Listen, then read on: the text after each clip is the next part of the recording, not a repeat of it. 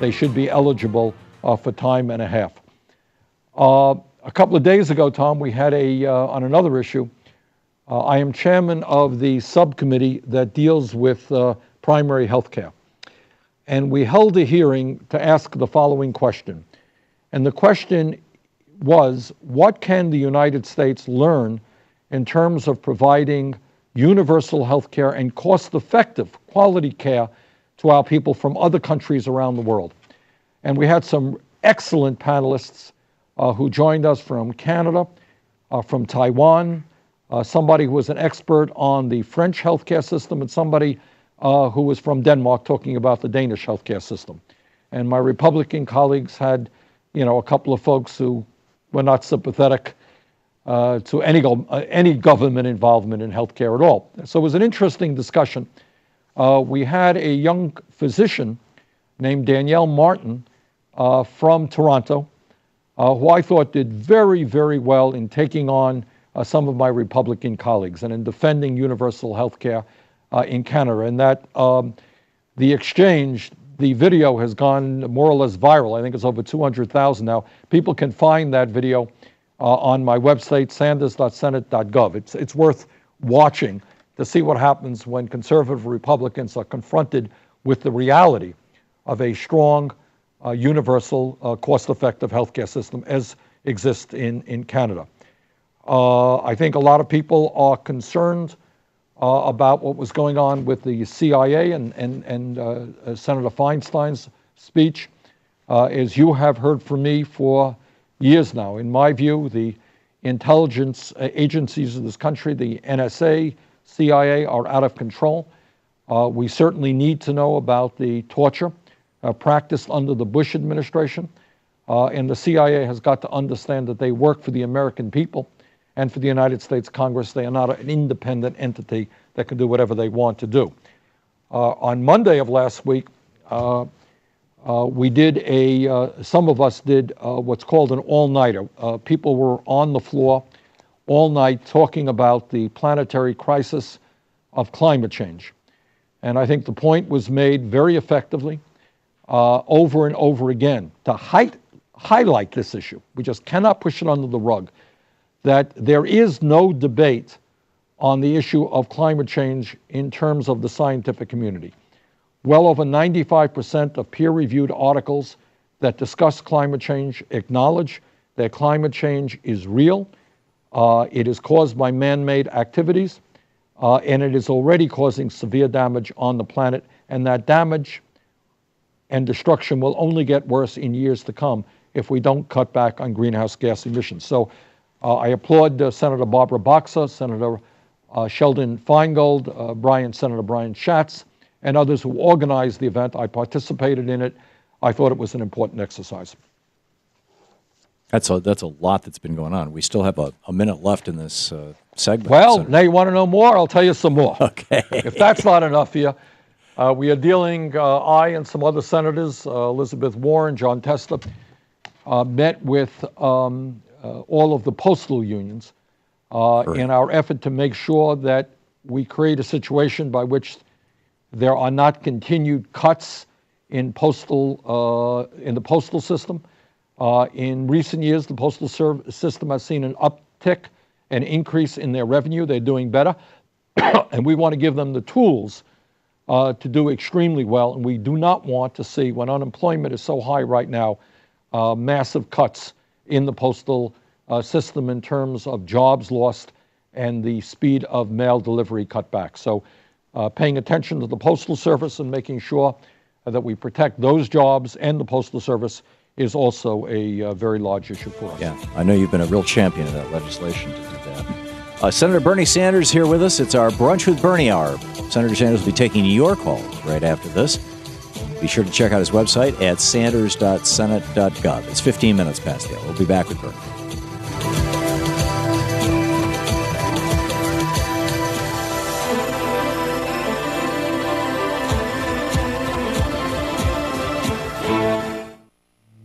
This is the Thom Hartmann Program. Senator Bernie Sanders with us. Brunch with Bernie. Check out his website, sanders.senate.gov. And that video of the Canadian healthcare expert is really worth watching.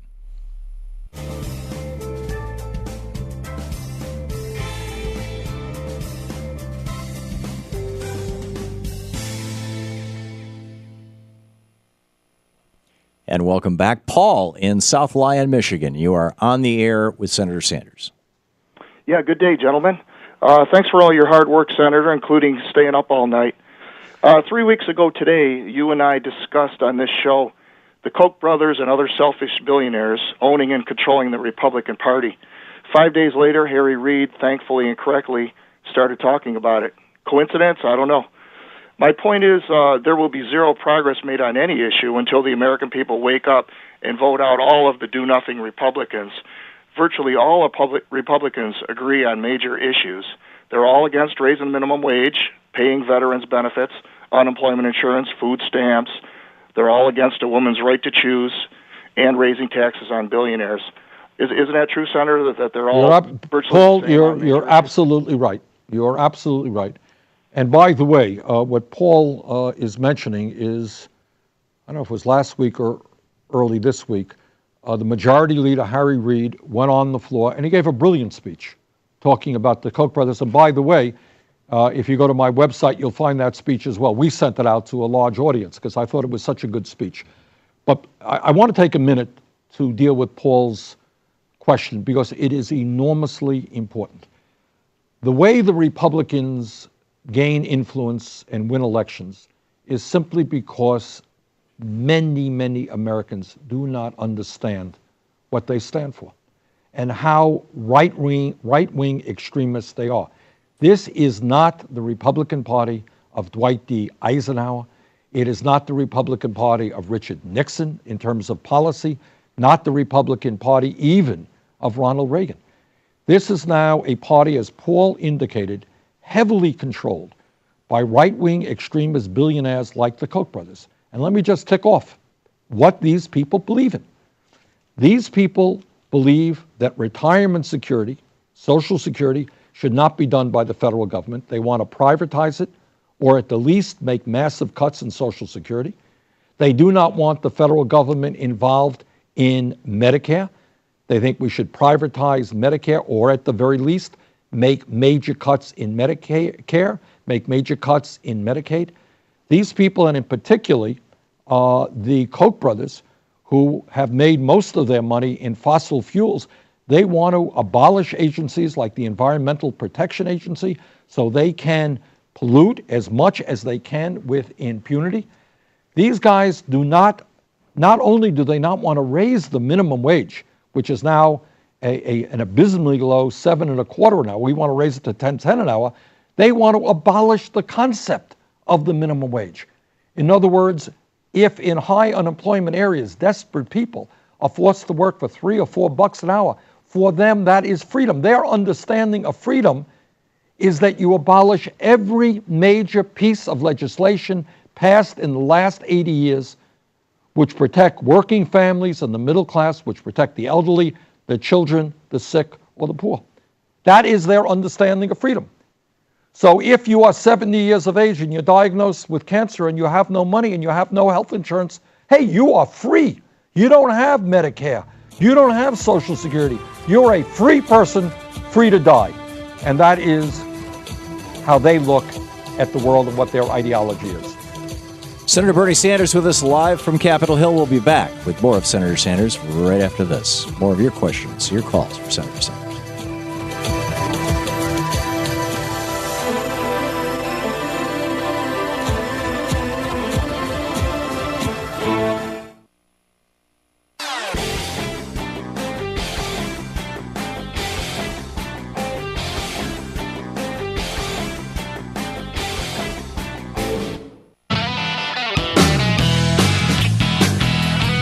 Past the hour. Welcome back to the Thom Hartmann Program. It's our Brunch with Bernie Hour. Senator Bernie Sanders taking your calls in our national town hall meeting. Ashes in Chicago, Illinois, listening to WCPT.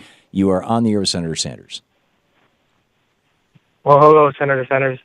My question is, do you think the size and population of the U.S. is a disadvantage for the U.S. in terms of trade agreements? Because other countries are smaller in size, smaller populations, so their companies can sell their products in our country to more people, and our products won't be sold to as many people in the other foreign countries. Ashes, no, I don't see it that way, to be honest with you. The way I see our trade policies, and this goes back to NAFTA and CAFTA and permanent normal trade relations with China, what it's important to understand, and by the way, it takes us to Trans-Pacific Partnership Trade Agreement, which we're looking at right now.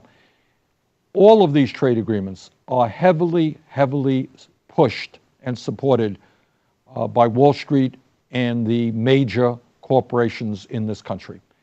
And the bottom line there are a lot of aspects to a trade agreement, but the most important, I think, is they want the opportunity to be able to shut down their plants in the United States, not pay workers 10, 15, 20 bucks an hour, but move to Vietnam, move to China, where people are working for much lower wages.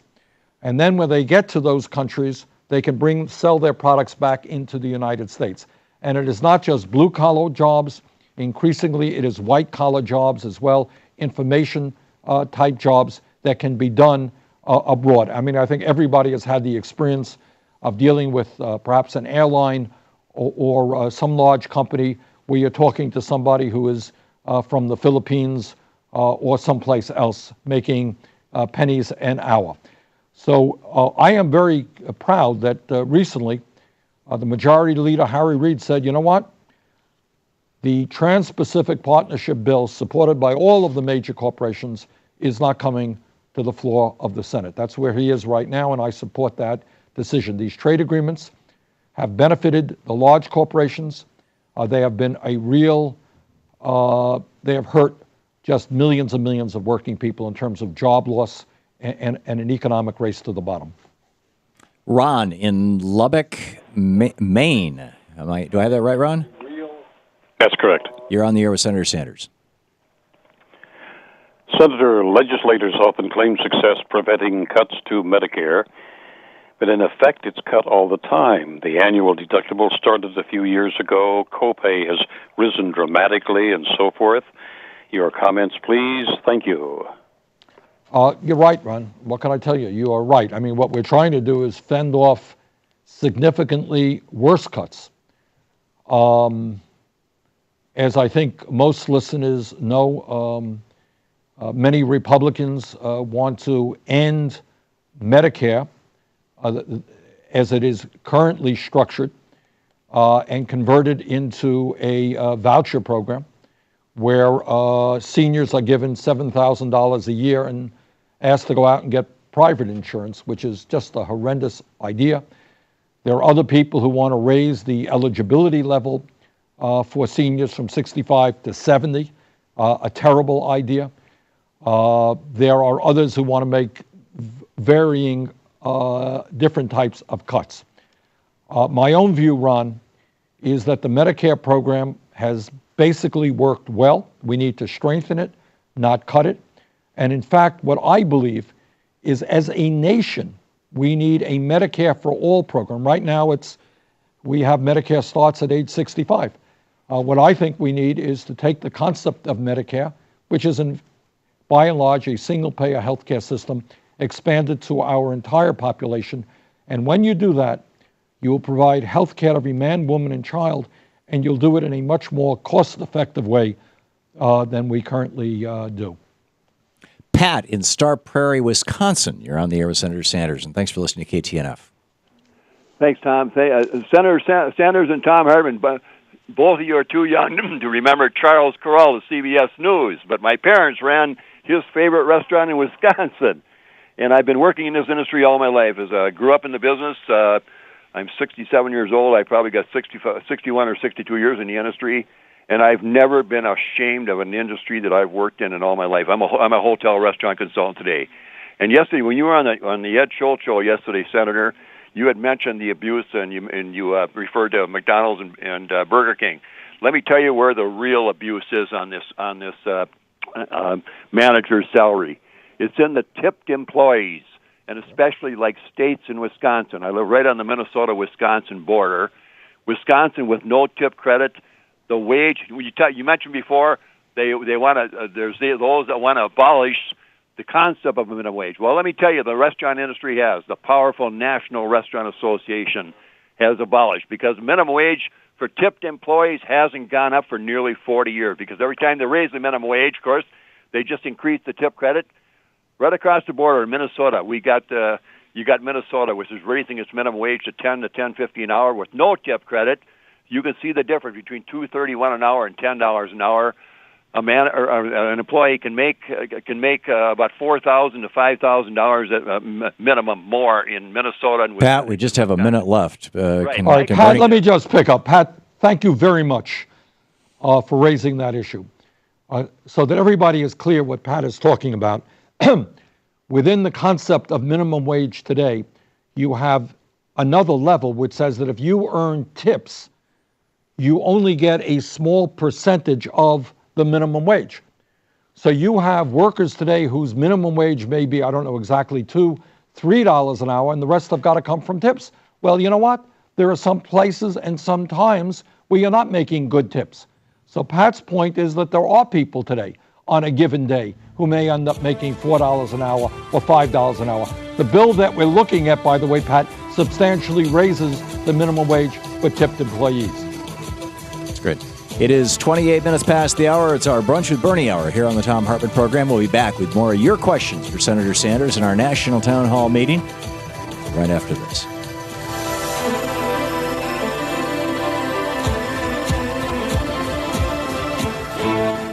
You're listening to the Thom Hartmann Program. Call 866-987-THOM. And be sure to check out Bernie's website, sanders.senate.gov. You can sign up for the Bernie Buzz there, his regular newsletter.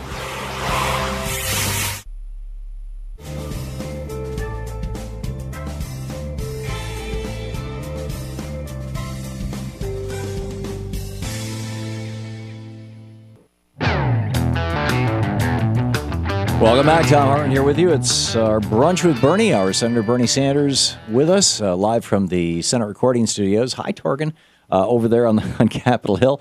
And Larry in Tucson, Arizona. You're on the air with Senator Sanders. Thank you, Tom, and thank you, Senator Sanders, both for what you're doing. My question is, you've already addressed children in poverty, climate change, employment, and I'm wondering if the government may have the wherewithal, and maybe inside the Veterans Affairs, to start a WPA type thing where the government supports organic farming, indoor and outdoor farming, and trains people to be good organic farmers, guarantees food quality and food supply. With the weather changes coming, we could be devastated by a storm across the Midwest at the right time, or Texas or Oklahoma, or beef or chicken supply, anything. But why won't the government, or can the government, start like a WPA that would employ somebody like me, a 59-year-old semi-disabled veteran who nobody in Tucson wants to give a job, and other people who may have PTSD and other challenges? They work well in gardens with a little help. So I wonder if healthy organic food isn't the solution to healthy children and healthy elderly and healthy veterans who are trying to rehabilitate, and anybody in poverty. And once everybody's well-fed, maybe they'll think about whether they need a job at Exxon or Texaco. Larry, we got it. Thank you. Let's let Bernie answer. Well, Larry raises a number of important issues. There is no question that there is far more consciousness about food quality today than we have ever seen before, I think, in this country, or at least for many, many years. There is no question that there is a great worry about childhood obesity, where we, by the way, as a result of a number of programs, may be turning the page a little bit and addressing that very, very serious issue. People, I think, increasingly want to know that the food that they're eating, that they are eating, and that they're giving to their kids is healthy food. And there has been a huge increase in the organic food industry. I could tell you in Vermont, I think 20% of our dairy farmers now do it organically. We have hundreds and hundreds of organic vegetable farmers. in the state, and that number is growing, and I think that's true all over the country.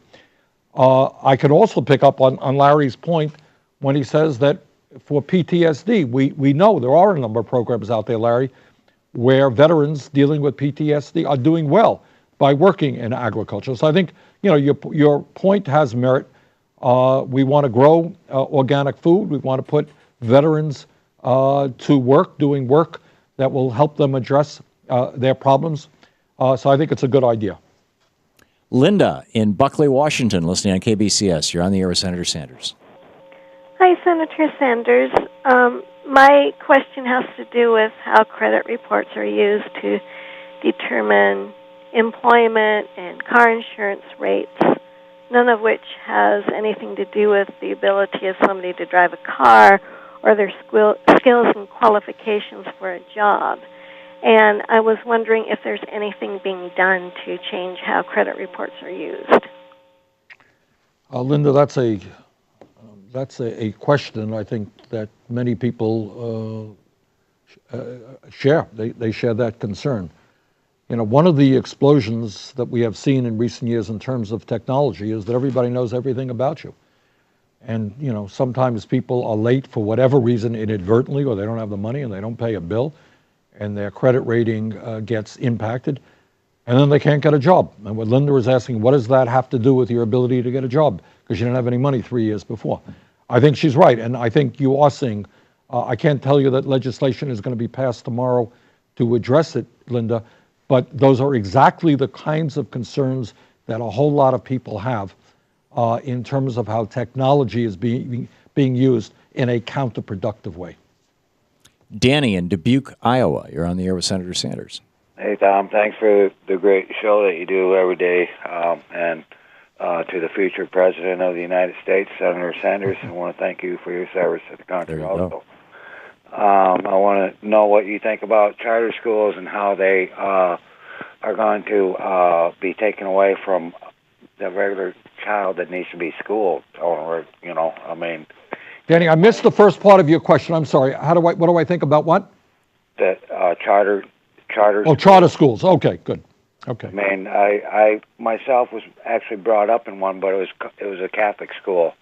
So my folks, when they paid for my education, they were double dipping. They were paying for the Catholic upbringing, and they were paying for the public schools, the parochial. My mom always said that if she had it to do over again, she would have did everything but through the public schools, just because there's a bigger pool of money to educate people with. Yeah, well, obviously, we have a history in this country where most people, especially people who don't have a lot of money, get their education through public schools. I certainly did. Most Americans do. And the goal there is to create the best schools that we possibly can have in a very competitive global economy. Welcome back. Thom Hartmann here with you. Let's try this again. Senator, can you hear me? I can hear you loud and clear. Okay, this is like one of those bad cell phone ads. Very glad. Did you want to restate or wrap up any of your previous comments that might have gotten dropped when the audio crashed? No, I think we got it. Wayne raised a very legitimate concern about the overreach of security and intelligence agencies in the United States, spying on the American people, and he is absolutely right. Combating terrorism is important, but we don't have to go after the 99.999% of our people who have nothing to do with terrorism. Okay. Nicole in Arcadia, California. Thanks for calling. You're on the air with Senator Sanders. Hi, Tom and Senator Sanders. Hi, Nicole. Hello. I'm calling because the USDA is set to allow U.S. chicken to be shipped to China for processing and then shipped back here for consumption, which they already do for fish. But aside from the lower cleanliness standards and the fact that the USDA is not going to have an inspection office over there, it just goes to show another loss of American well-paying jobs, and it's also a huge waste of fuel. And it's also not going to have any labeling requirements such as chicken or on the chicken, like GMOs don't have to be labeled. I'm just wondering if there's anything that we can do about that, and also if you run in 2016, you surely have my vote. Thank you very much. Nicole, you touch again on a number of important issues. Hard for me to imagine why we should be sending chickens to China to get them processed to send back into the United States. Why is that? And the answer is that labor in China is significantly cheaper. The answer is that environmental standards in China are significantly weaker. The answer is that regulations and safety inspections in China are not as strong as they are in the United States. And that is just unacceptable. It really, really is.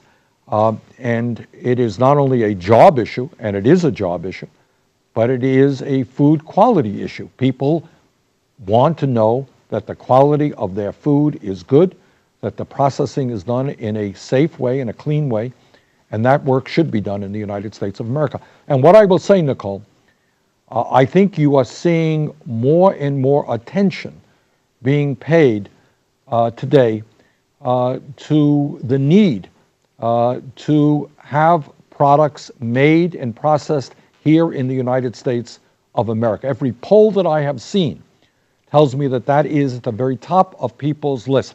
A few years ago, I got involved with the Smithsonian Institute, Smithsonian Museums, when I noticed that many of the products that they were selling were made from all over the world and not significantly here in the United States.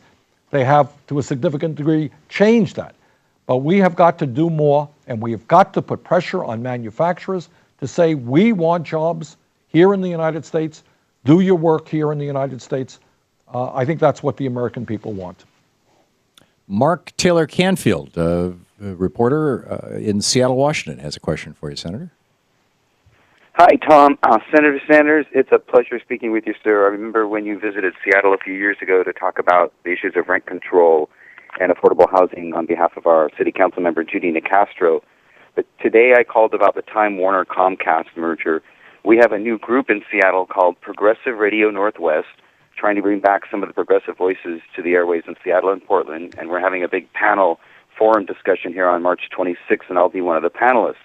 And one of the main issues that I've been reporting on as a journalist is the fact that the United States has dropped to number 46 on the Reporters Without Borders World Press Index, something that I cannot be proud of as a journalist. And this new Time Warner-Comcast merger has brought up the whole issue of corporate media consolidation again. I wanted to tell you that I testified before the FCC at the last round of hearings on media ownership, and I had in my hand 2 reports that were commissioned by the FCC, done by Professors Yan, Napoli, and Janich from the Universities of Michigan and Delaware. And these reports showed some of the negative effects on corporate media consolidation. If they hadn't been Mark, I can't have you given a speech. We've only got 3 minutes left. I'd like to get. I think I got Mark's point, and everything that Mark said is right. Tom, you and I have discussed many times the degree to which, in a nation politically divided, the degree to which right-wing talk show hosts, and in some cases real right-wing extremists, dominate the area, dominate media markets all over this country. I think, correct me if I'm wrong, Tom, but my guess is about 95% of talk radio is right-wing? Yeah, absolutely. All right. And that's absurd. And now what we're looking at is a merger between, with Time Warner becoming even bigger, which will give enormous power to this very large corporation. By the way, not only in terms of media per se and cable, but also in terms of the internet.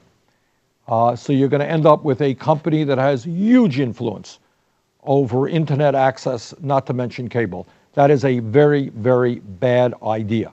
And this whole fight for a media in this country, which is not controlled by a handful of major corporations, is one of the most important issues that we can focus on. Senator, we have about 35 seconds left. You want to wrap up the week? Yeah, let me wrap up and just, mentioned something that I think is just of enormous consequence. And that, Tom, is if we don't get our act together, this nation will find itself solidly as an oligarchic form of society where a handful of multinational corporations and billionaires controlling not only the economic life of the nation, but the political life as well. As a result of this disastrous Citizens United Supreme Court decision, people like the Koch brothers are now able to spend hundreds and hundreds of millions of dollars electing the candidates of their choice. That is the struggle that we have got to engage in, and we've got to win that struggle. Senator, thanks so much for being with us again this week. Thank you. It is always great having you on. Be sure to check out Bernie's website, sanders.senate.gov. And we will be back with Anything Goes Friday right after this here on the Thom Hartmann Program.